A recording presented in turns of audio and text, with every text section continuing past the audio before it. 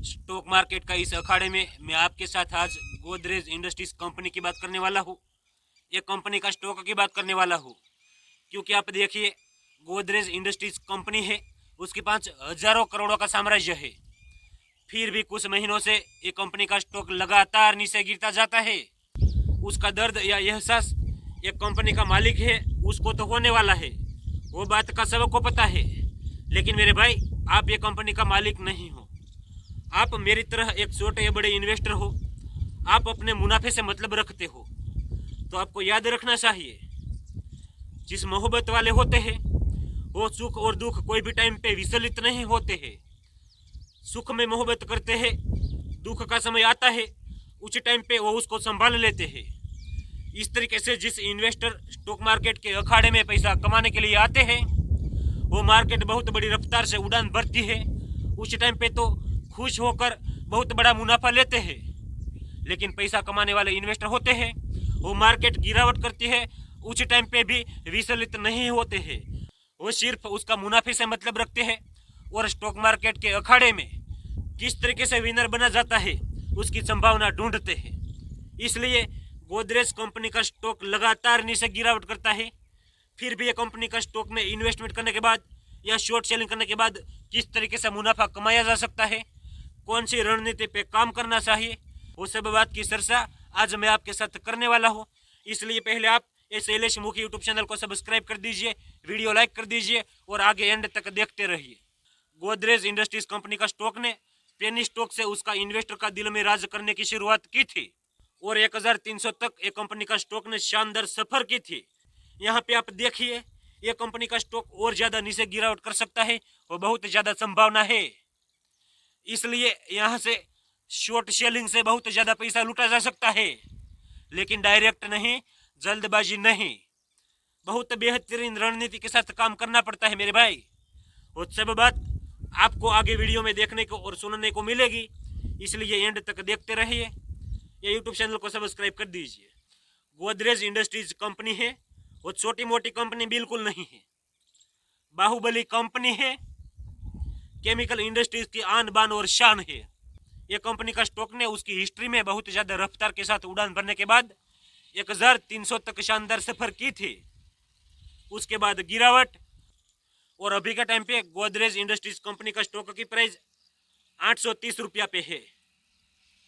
तो क्या ये बहुत बड़ी गिरावट हो चुकी है, तो यहाँ पे फिर से इन्वेस्टमेंट करना चाहिए। यहाँ पे इन्वेस्टमेंट करने के बाद और ज्यादा मुनाफा मिल सकता है?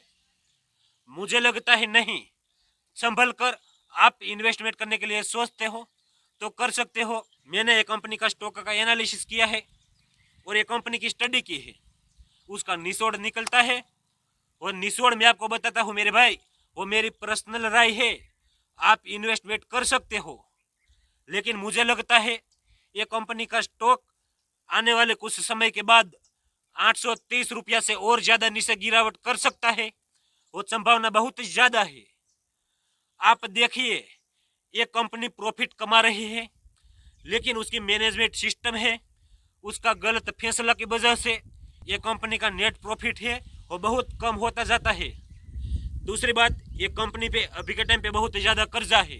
लेकिन मेरे भाई, अभी के टाइम पे गोदरेज इंडस्ट्रीज कंपनी है, उसने कर्जा ले रखा है, उसका ब्याज का पैसा भुगतान करने के लिए उसके पास बहुत ज्यादा फंड नहीं है।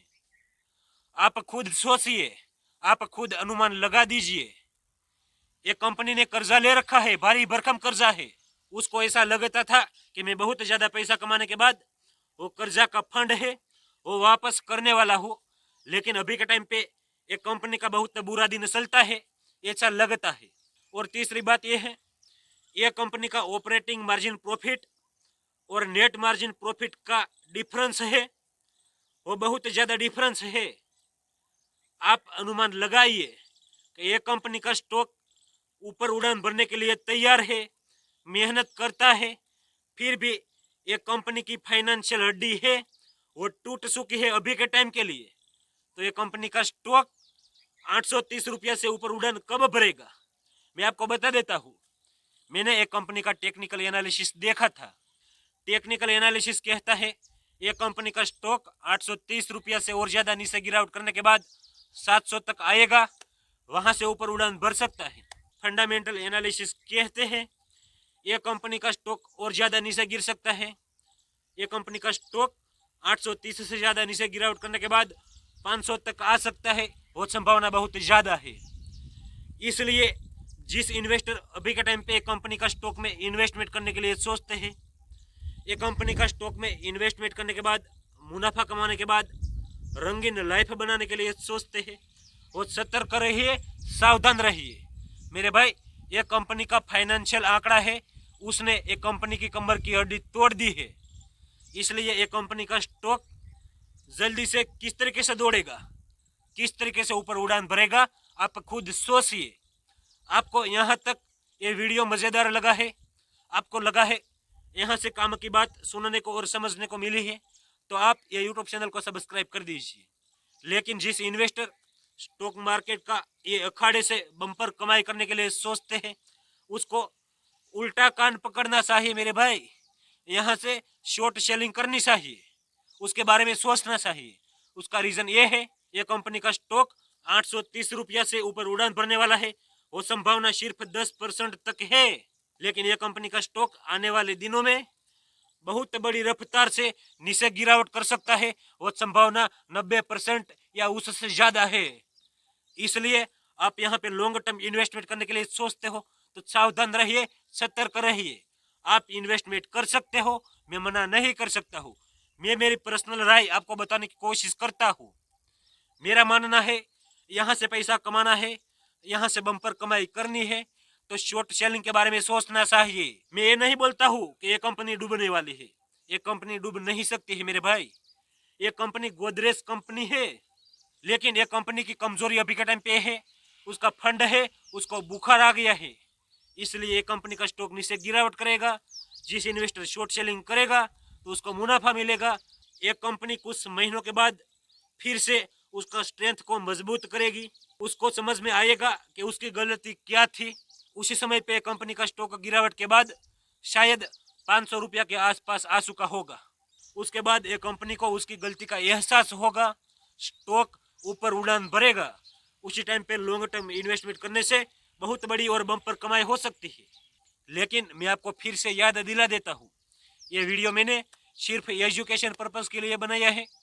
मैं कोई भी ट्रेडर्स या इन्वेस्टर को ट्रेडिंग या इन्वेस्टमेंट करने के लिए प्रोत्साहित नहीं करता हूँ, वो आपको याद रखना चाहिए।